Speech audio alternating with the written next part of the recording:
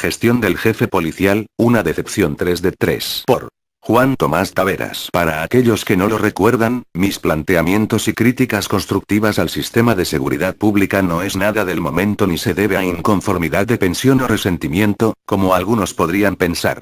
Nuestra lucha a favor de los derechos y dignidad de los policías inició desde que ingresé en esa institución, continuará mientras vida tenga, y hace unos años la hemos ampliado a favor de los miembros de las Fuerzas Armadas, activos y pensionados.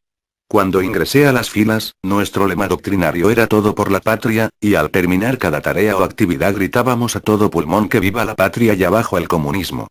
Luego cambió por abajo el narcotráfico, y en mis últimos años por abajo la corrupción. Mis planteamientos reveladores que se contraponen a los intereses de los grupos que viven y sacan beneficio de toda manifestación de violencia que nos limita de vivir en un ambiente de inseguridad tienen un único objetivo: generar soluciones a esta crisis que nos encierra en el temor, pues para nadie es un secreto que vivimos enrejados como prisioneros para protegernos de la delincuencia.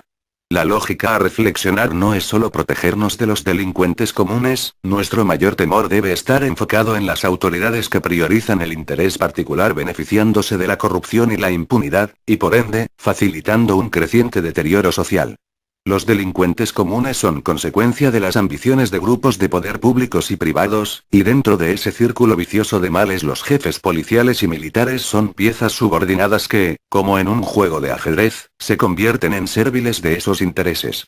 El eje central de todo servicio público es el ciudadano, la seguridad debe ser equitativa e igualitaria para todos, sin privilegios.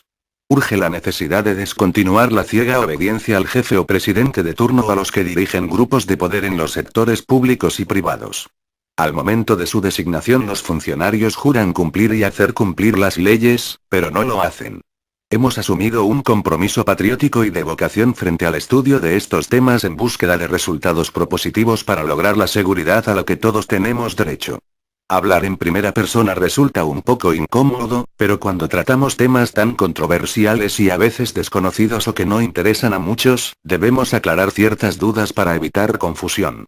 En nuestro caso particular ingresamos con una ideología de izquierda que era intolerable en ese entonces, influenciado por Juan Bosch, a quien conocí cuando tenía 14 años, y desde ese momento fui militante activo en el boschismo, continuando sin variación como cadete y en casi toda mi vida de oficial. He sido coherente en mi compromiso por la patria, por vocación de servicio y por una visión institucional que asumí desde el mismo día que ingresé a la policía un lunes 13 de diciembre de 1982. Llego a las filas siendo crítico y rebelde como adolescente de 19 años, y salí siendo crítico y rebelde como adulto de 45 años, un 15 de julio de 2009. Para quienes no lo recuerden, antes de ser destituido o puesto en retiro de la Policía Nacional en un único decreto por antigüedad en el servicio, fui apresado por expresar mis ideas críticas a los jefes policiales y militares y al gobierno de turno. Reitero, cuando fui puesto en retiro, pese a que se violaban mis derechos y se entraba en contradicción con la Constitución y la ley orgánica, no me interesó someter un amparo en ese momento ni ha estado en nuestros planes tener el uniforme nuevamente, pero, dejando claro que sigo siendo policía de corazón y vocación en mi condición de pensionado y como sindicalista inspirado por Mauricio Báez.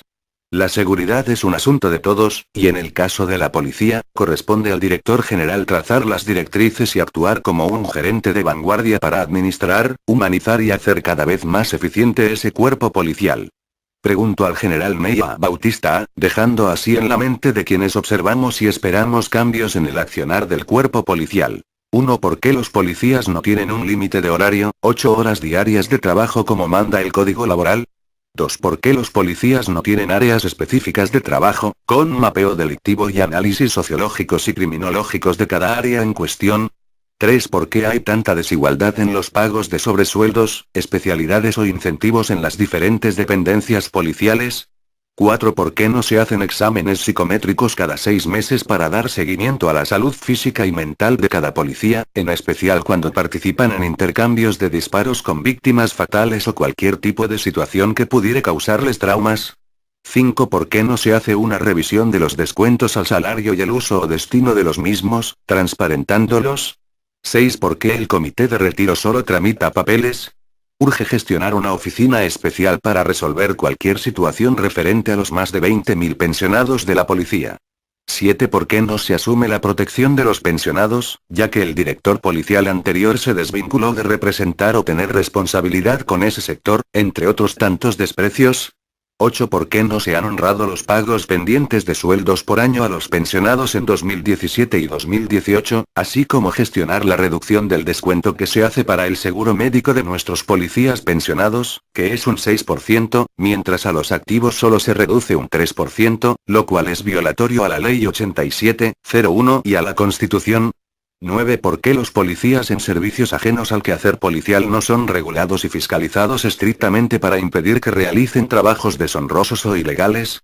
10. ¿Por qué no se evalúa y monitorea regularmente la labor de todos los policías respecto al escalafón y estabilidad en los puestos por especialidad para hacer carrera cada quien en su área? Una de las soluciones que recomendamos es la clasificación y distribución por especialidad de los recursos humanos. La plantilla debe ser auditada estrictamente, creando el perfil de quien debe dirigir o coordinar cada puesto y de igual manera establecer la descripción de esos puestos acorde con el organigrama. Cualquier miembro policial que no esté laborando en tareas propias de servicio policial debe ser excluido de nómina y ese pago debe ser asumido por la persona o institución que lo utiliza, políticos, funcionarios, empresarios, personalidades de dudosa reputación, etc. Nunca es tarde para hacer lo correcto. Los policías mal pagados, mal equipados, con deudas, sin medicinas, excluidos, discriminados y tratados como parias no se sentirán parte de la sociedad y sus comunidades, y mucho menos sentirán el compromiso como funcionarios responsables de hacer cumplir la ley para prevenir los crímenes, delitos y violencia en todas sus manifestaciones. Es apremiante desmilitarizar a la Policía Nacional y despolicializar las Fuerzas Armadas. Muchos jefes militares, políticos y empresarios con intereses en la seguridad privada son en estos momentos la principal amenaza a la institucionalidad policial y a la misma seguridad pública. El autor es mayor general retirado, periodista, miembro fundador y vocero de la Asociación de Policías y Militares, Activos y Jubilados Dominicanos, APODOM, Pro Dignidad y Derechos. Incluye a todos los veteranos.